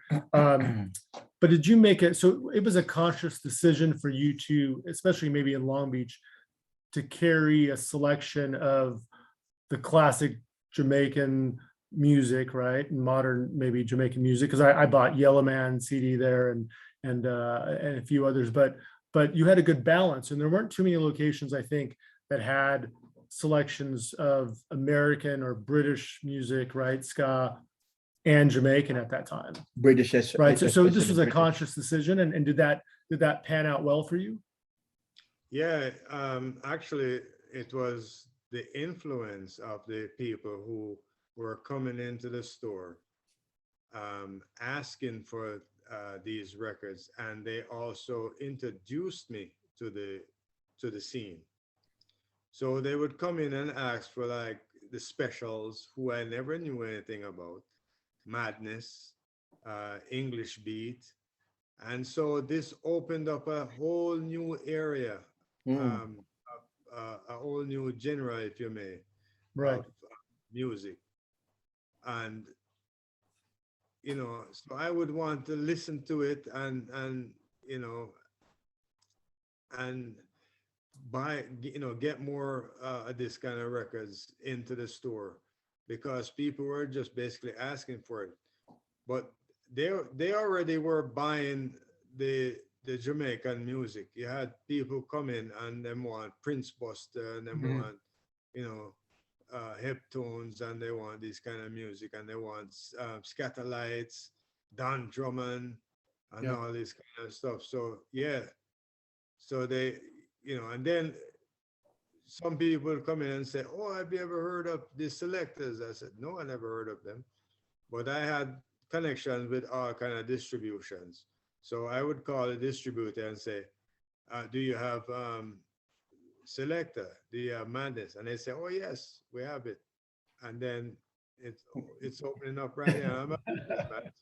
I'm going down there to go to buy the Madness albums and the Selectors albums and the Mighty Bostonians and all this kind of stuff. I'm buying them and stocking them in the store, and people are coming in to buy them, you know. And then you have groups like Israelites and all these groups that would, you know, start to do their recordings and produce their little cassettes.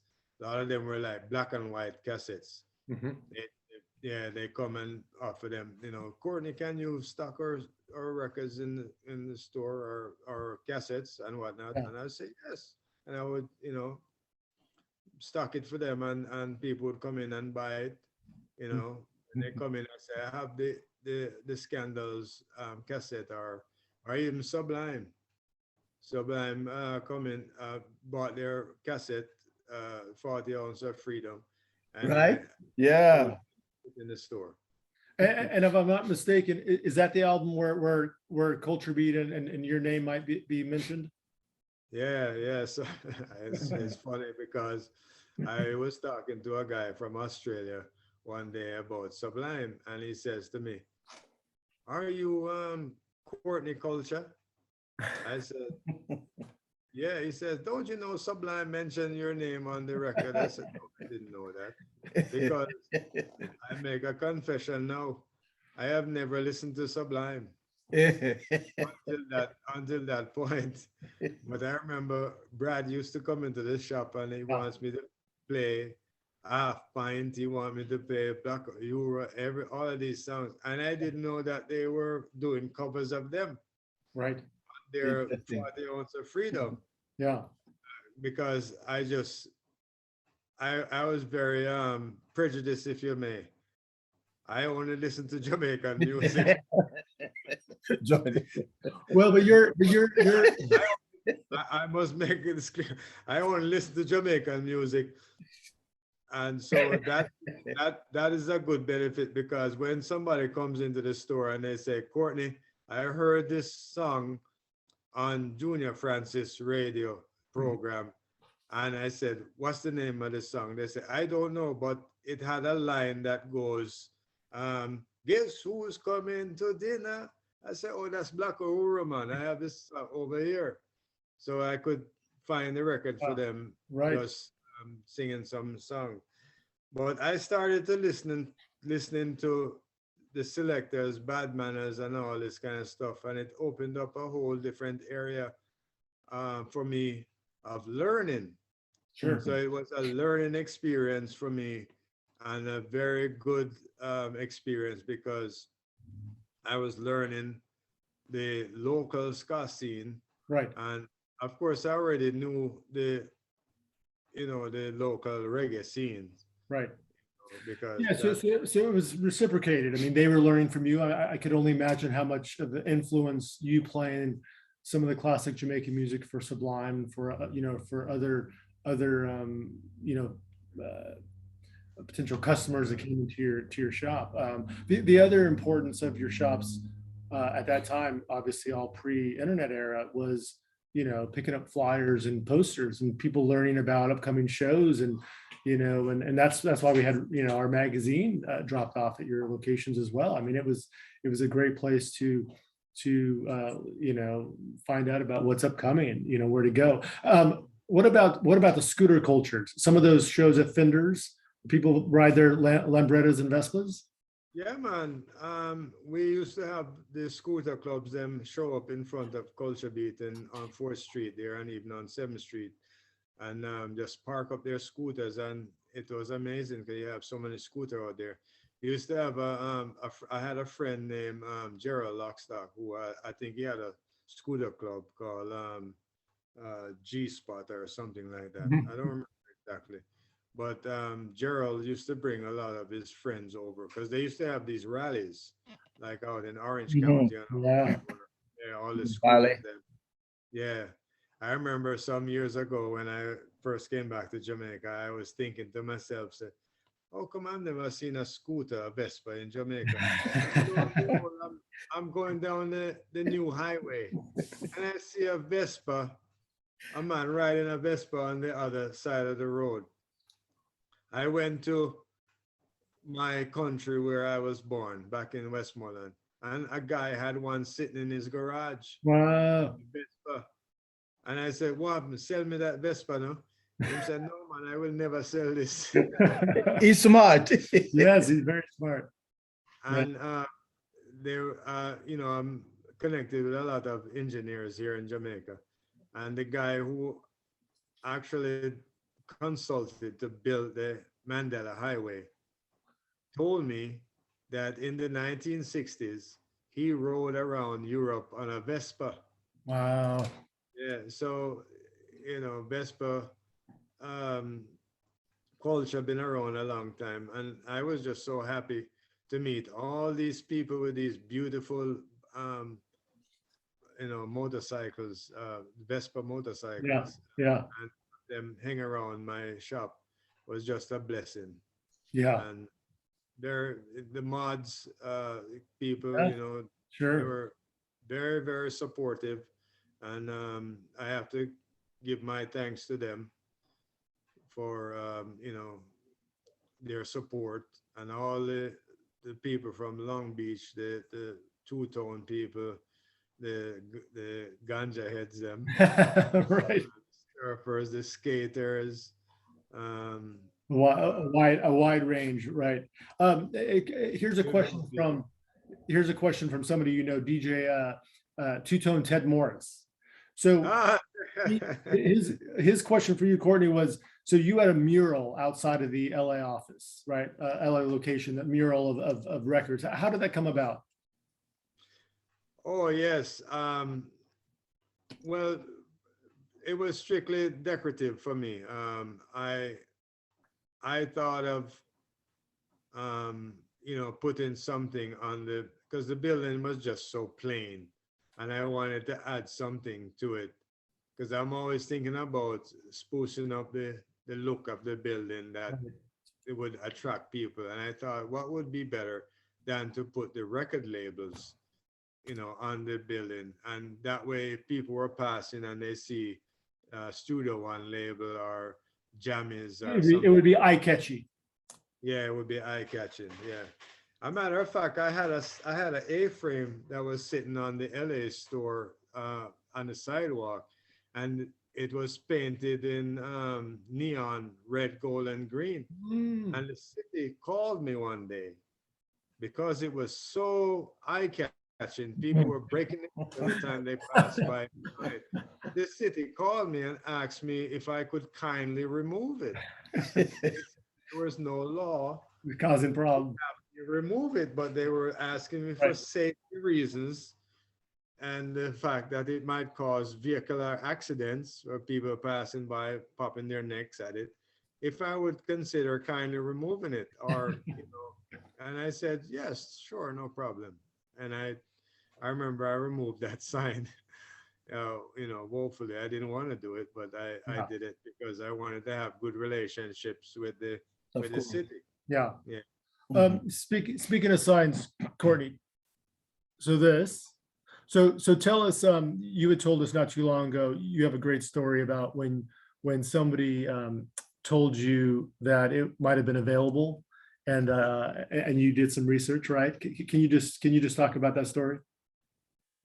About what, the sign? Yeah, the sign, and how somebody said that it was available at some warehouse, right? In the South Bay. Oh, the sign was sitting on the building Right.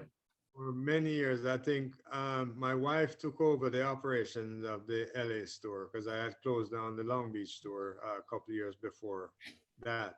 And she held it going till about 1999, I think the early part of 1999. And she had to close it because, so the sign was sitting there until probably about 5 years ago on the building. And one time I had somebody contacted me and asked me if I was willing to sell them the sign to use as a prop in a TV show. And I said, sure.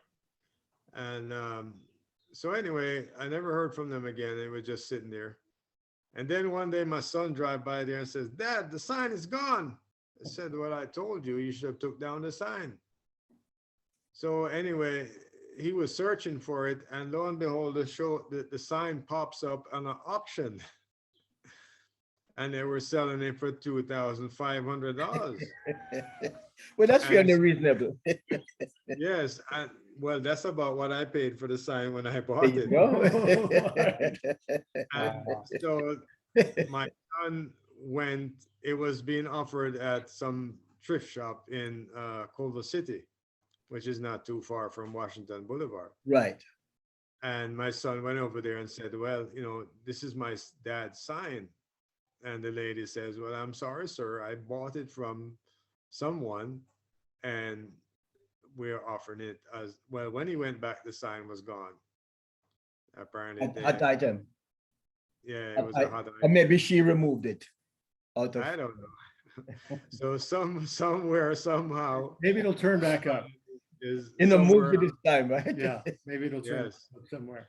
Yeah. Mhm. And that sign is actually made, I think, by the same company that makes McDonald's sign, because it's molded. It is not. It isn't really an expensive sign at the time. I paid $2,500 for it. It's actually molded. It is not like these signs where they sticker the sign on. So This someone sign- actually knew the value of it.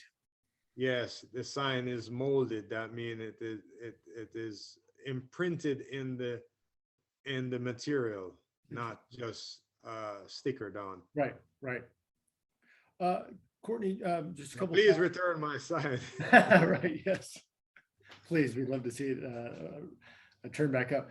Just a couple more questions. So, Courtney, one of the things that Junor and I talk about often is there's more of a divide between and separation between the ska scene and the reggae scene than there is crossover, by and large, at least here in Los Angeles. There's not, and again, I'm generalizing, but there's not many Jamaicans, say for instance, or even hardcore reggae fans that would attend some of the ska shows, or vice versa. A, would you agree with that from your time here? And then B, why do you think that is? Well, yes, I would totally agree with that. The ska scene and the reggae scene have very little in common. You have to think about it in the sense of two different eras, and it's not a situation where one evolves into the other. There were two separate scenes, and it started probably in England somewhere, and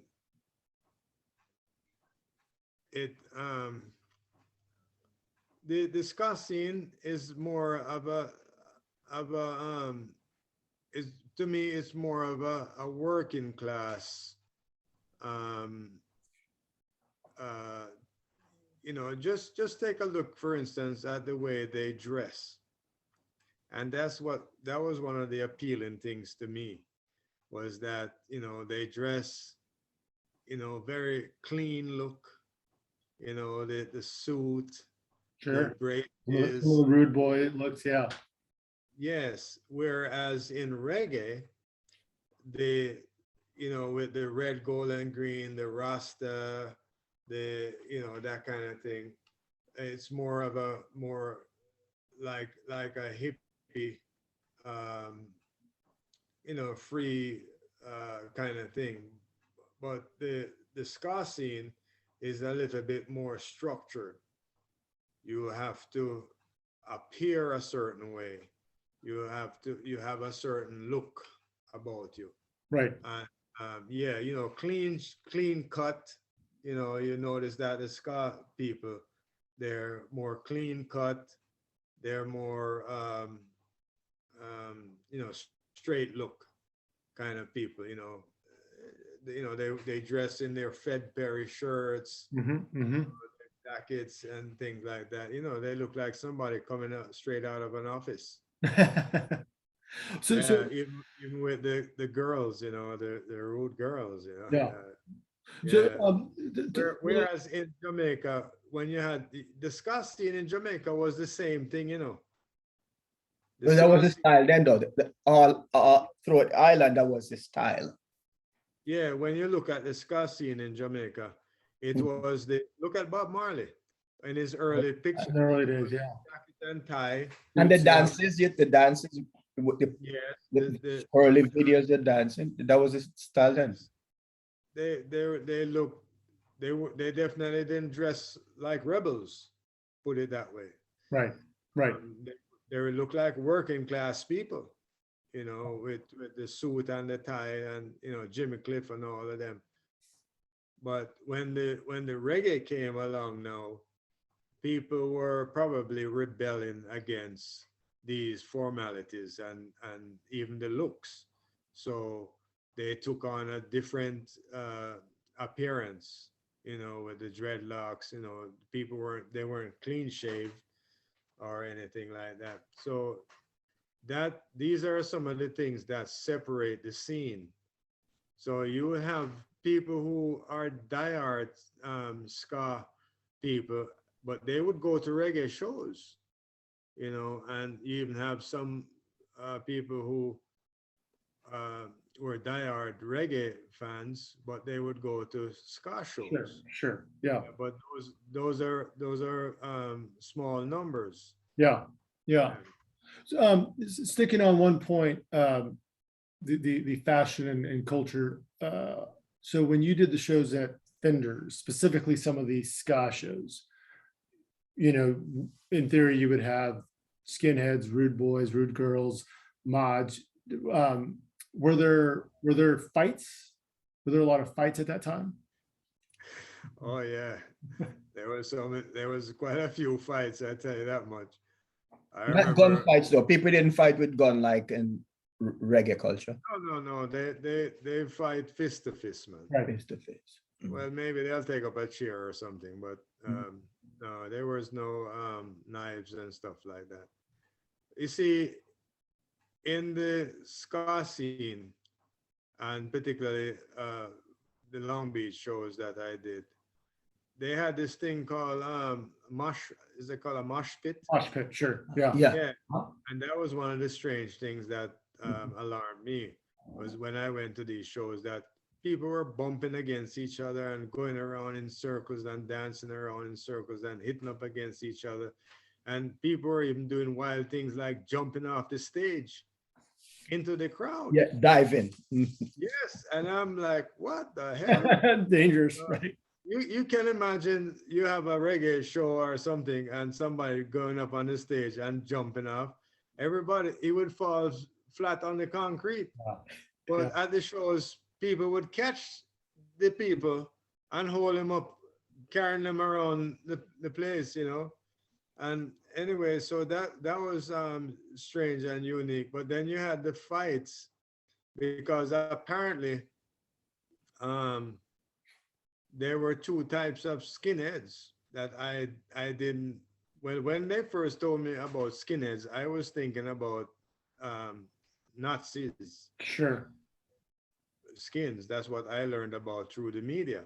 Mhm. But then some of the guys, they tell me, no, man, these are two-tone skins like sharp, skinheads against racial prejudice and two-tone skins and all this kind of stuff. And then I do my own research and learn why they were called skins. And anyway, so yeah, they would have these fights, man, at the concerts, and then the next morning you get phone calls from the parents that my son was at a show that you promoted, and of course I'll go into a denial mode, strictly for legitimate reasons. Of I'm course. sorry, ma'am, we are not the promoters of the show. We just sell the tickets at their store. And I'm sorry about your son, or getting into a fight and stuff like that. And so, but those things usually work out, and the parents, they will be back at the show next week. Sure. Sure. Yeah. Um, I mean, the walk down memory lane and hearing about Courtney, your upbringing in Jamaica and your time in the Marines, and obviously the early LA reggae community and your both culture beat locations, and obviously everything you went through. Final question: what advice? So what did you learn from everything that you went through, even the darkest hours, so to speak, right? And your time serving, maybe both in the U.S. Marines, but also serving, in the federal pen. What did you learn, and what advice would you give? If we wanted to make this a teachable moment, so to speak. Well, I learned a lot, but to sum it up in a nutshell, is that life, it's a big journey, and there's not going to be there's not going to be always happy moments, but if you can make the best of your life, the best time in life is what you're enjoying. So you're not thinking about something bad is going to happen to you or whatever. I don't think many people, if any, think about that. So you're enjoying. I'm enjoying meeting the ska people. I'm enjoying the reggae scene. I'm enjoying all of that, and I'm never once thinking about anything, bad or whatever is going to happen to me. And I really don't look at it as being as something bad happening. I'm just looking at it as part of my life experience, and I'm not dwelling on it being something negative or whatever. I'm just summing it up as part of my life experience, and that's what I'm experiencing. It's real to me. But what I would advise people or anyone is just live your life and try to be happy and try to make other people happy. Because when I was buying records and selling records, I was trying to make my customers happy by providing them with the records that they want. And most of all, I was trying to make them happy by providing them with records that I love. That is what was my main success, was that I was offering something to the public that Sure. I loved. I truly love ska, rocksteady, and reggae music. You cannot not love love it to be doing it, because you're not making a whole lot of money from it. Right. True. I have never gotten rich from selling records. Maybe if you speak to some of the reggae artists, they probably would tell you the same thing. I don't know about the ones now, but back in those days, people weren't making a lot of money from reggae music. So I had to love it to be doing it. I still do. I still love, listening to you have YouTube now, and you have Spotify and all that. Sure. Guests came here and introduced me to that, and now I'm listening to that. And of course, every once in a while, I try to listen to Junor Francis. Yes, as we all do. Yes.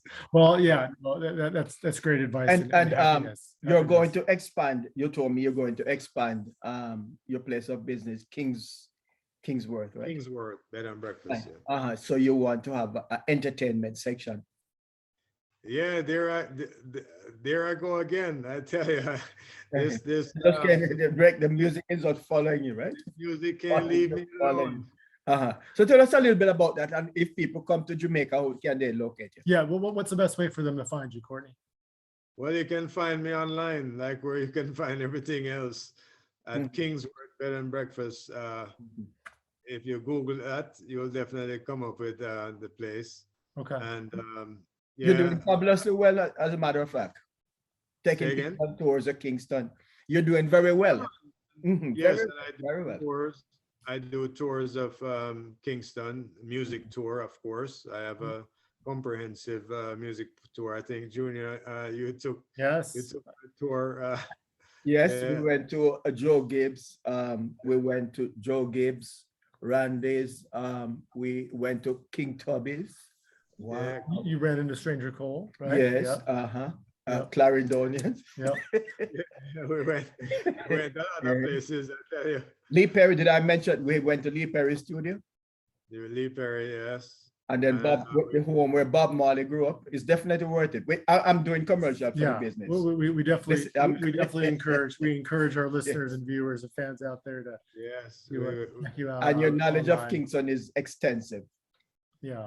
Well, yeah. National Geographic didn't call me an expert on Jamaican culture and geography for no reason. Wow, all right. And you didn't pay for it. They voluntarily, listed you. So, I can take you anywhere you want to go in King. Yeah. And it's safe. All right. Nice. Well, on that note, Courtney, hey, we thank you so much. I love that we reconnected. And thank you again for the tour in 2004, and for all that you do. Congratulations on the success, and Junior, this is wonderful as always. Yes, so we hope some of your former Rude Boy friends who have now matured and become family. They're rude men. Rude men. and rude mothers. We'll come and visit you in Jamaica, because a lot of people, have a tendency to avoid Kingston, which is in fact the epicenter of this great music. So if you go to Jamaica and you stay in the tourist area only, I think it's a very unfortunate. Yeah. I think I must assure them that it's totally safe in Kingston. Don't follow the news.